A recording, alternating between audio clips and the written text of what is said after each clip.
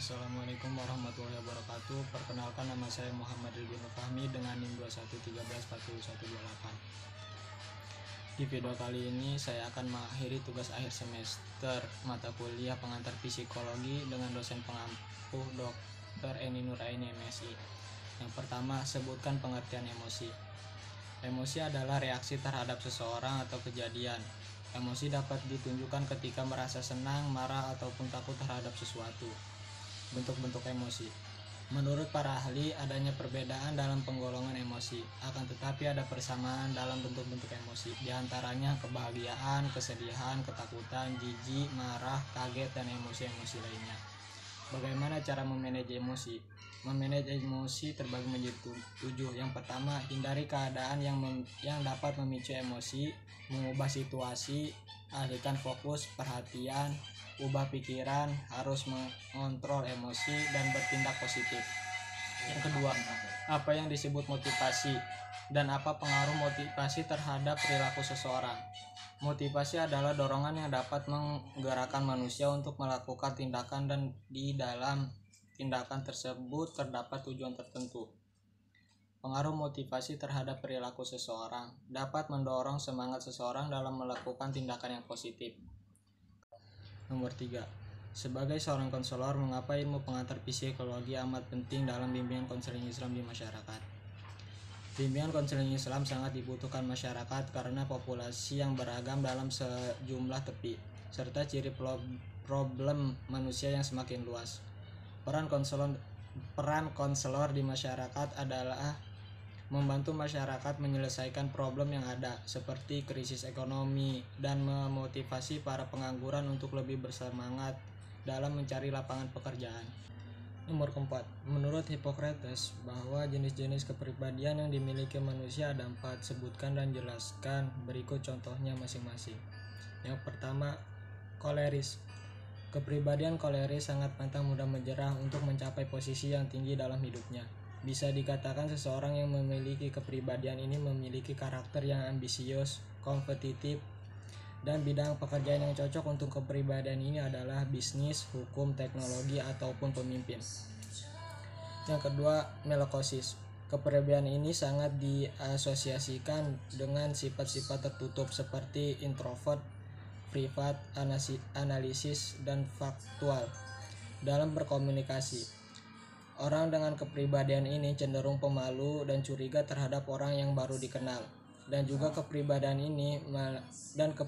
melokosis sangat sensitif terhadap perkataan atau pemikiran orang lain terhadap dirinya. Bidang pekerjaan yang cocok adalah yang berkaitan dengan riset, seni, sains, akuntansi, administrasi, dan kerja sosial. Yang ketiga, pragmatis. Pragmatis bisa dikatakan sebagai kepribadian yang pasif dan tidak ambisius. Mereka cenderung introvert, tenang, tidak emosional, santai, sabar, dan ragu-ragu. Tipe ini sangat susah untuk diajak berteman karena mereka sangat tertutup namun mudah bergaul dengan tipe yang sama. Kepribadian pragmatis tidak suka memaksa diri mereka untuk menaiki tangga karakter. Mereka adalah tipe team player yang bagus. Pekerjaan yang sesuai adalah perawat, tenaga pendidikan, psikologi, kerja sosial sebagai administrasi di kantor. Yang keempat, sanguinis. Sanguinis merupakan salah satu temperamen yang fleksibel dibandingkan dengan 3 karakter lainnya. Orang-orang dengan kepribadian sanguinis cenderung people-oriented dan sering mengajak orang-orang lain untuk bekerja sama. Mereka adalah tipe ekstrovert, ceria, inklusif, ekspresif, dan penyayang. Walaupun begitu, para sanguinis termasuk orang-orang yang kompetitif. Bidang pekerjaan yang cocok adalah sales, public relation, customer service, marketing, dan dunia hiburan. Nomor 5. Apa saja faktor-faktor yang mempengaruhi perkembangan seseorang dari masa remaja sampai dewasa? Faktor yang mempengaruhi perkembangan manusia sudah melekat sejak dilahirkan. Jika pertumbuhan mengacu pada fisik, maka perkembangan lebih merujuk pada sisi pikiran manusia. Yang pertama, keturunan. Setiap manusia diwarisi genetik dari orang tuanya. Ini menjadi faktor alami yang memicu pengaruh besar bagi tumbuh kembang manusia. Ciri fisik seperti tinggi, berat, struktur tubuh, warna mata, tekstur rambut, kecerdasan. Namun beberapa penyakit juga bisa diturunkan dari orang tuanya. Yang kedua, jenis kelamin. Faktor yang mempengaruhi perkembangan dan pertumbuhan manusia berikutnya adalah jenis kelamin. Laki-laki dan perempuan tentu akan memiliki proses tumbuh kembang yang berbeda, baik secara fisik maupun psikis. Perkembangan perempuan cenderung lebih cepat daripada laki-laki. Yang ketiga, hormon. Jika produksi hormon sesuai kebutuhan, maka fungsi tubuh akan berjalan dengan semestinya. Jika hormon tidak seimbang, bisa menyebabkan masalah fisik dan mental. Yang keempat, nutrisi. Kecukupan gizi berperan penting sebagai faktor yang mempengaruhi pertumbuhan dan perkembangan manusia. Jika nutrisi tidak seimbang, bisa berujung munculnya masalah kesehatan.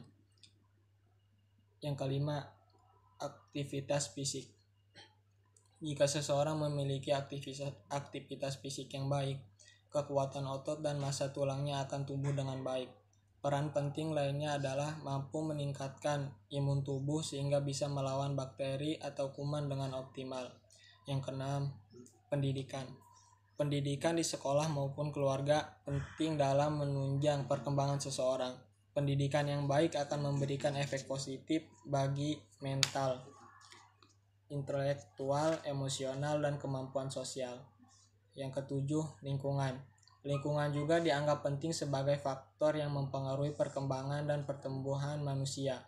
Faktor lingkungan ini amat luas dari manusia, ekonomi, keluarga, hingga geografis. Mungkin cukup sekian dari saya, kurang lebihnya mohon maaf. Assalamualaikum warahmatullahi wabarakatuh.